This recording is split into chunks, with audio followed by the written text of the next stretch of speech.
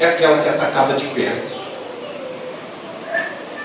Doeu na alma do Cristo que nós servimos aquelas palavras, porque o homem que estava do lado do Senhor não reconhecia a autoridade e o senhorio de Jesus.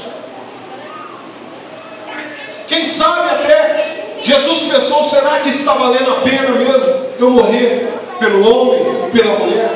Não sei se passou esse pensamento, estou dizendo eu. Jesus se entristeceu com aquilo, porque veio de perto. O homem estava na mesma condição e ainda zombava do Deus que nós servimos. Dói na alma quando o homem e a mulher de Deus, que serve a Deus, vê que os seus irmãos não enxergam como um homem de Deus ou como uma mulher de Deus.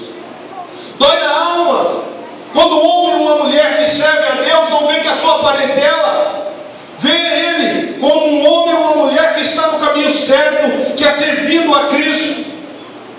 Dói na alma quando mesmo dentro de nossa casa, de nossos lares, a nossa família não reconhece Jesus na nossa vida.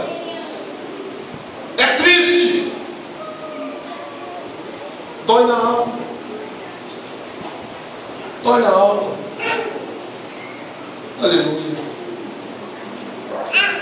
Mas a Bíblia também diz que havia um outro ladrão que estava do lado direito de Jesus, que pelos estudos seu nome era Dimas. E este repreendeu o outro ladrão que havia entristecido o mestre, e disse para aquele ladrão: olha, você não teme a Deus, estando ainda na mesma condição que ele? Nós estamos aqui porque nós temos feito coisas más, mas este que está crucificado conosco nada fez, é inocente.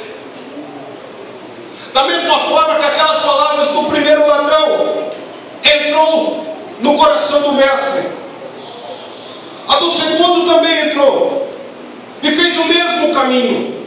Entrou pelo ouvido, desceu ao coração e foi até a alma do Deus que nós servimos. Foi até a alma de Jesus Cristo. E então a alegria começou a florescer no coração do Senhor. Começou a brotar a alegria no coração de Jesus. E você sabe o que aconteceu com a tristeza? Quando a alegria começou a chegar e envolver a alma do Senhor Jesus, a tristeza começou. Para quem conhece a Bíblia, está entendendo o mistério de Deus. É, a tristeza salta de alegria. Na presença de Deus, até a tristeza salta de alegria. Esse é o Deus que você serve. Então adore de Deus nessa noite. Glória a Deus. Esse é o Cristo vivo que morreu por você na cruz. Na presença de Deus, até a tristeza salta de alegria. Aos olhos da teologia, isto é errado. Aos olhos daqueles que se acham melhores do que os outros, porque andam com um anel de teologia no dedo, isso é meninice. Quando nós falamos isso, quando nós gesticulamos e pulamos, porque para eles a tristeza não tem corpo físico, então ela não pode pular. Mas só que tem uma coisa: eu não estou aqui para fazer o que o estudo humano diz, mas sim aquilo que o meu mestre coloca no meu coração para trazer a igreja do Cordeiro. Aleluia. Aleluia.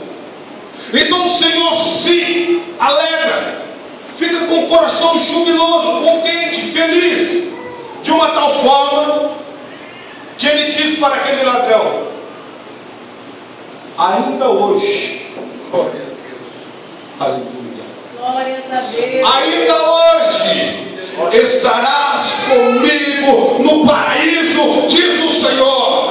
Aleluia. Ele reconheceu que Jesus era o Senhor.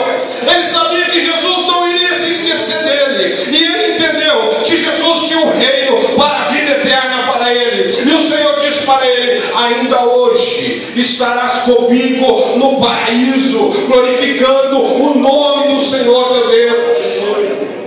exaltando o nome de Jesus. Glórias a Deus. Você entende o mistério de Deus na tua vida? Você entende o que eu e você precisamos buscar em Deus, para que as bênçãos de Deus venham e nos alcancem no tempo determinado e exclusivo de Deus?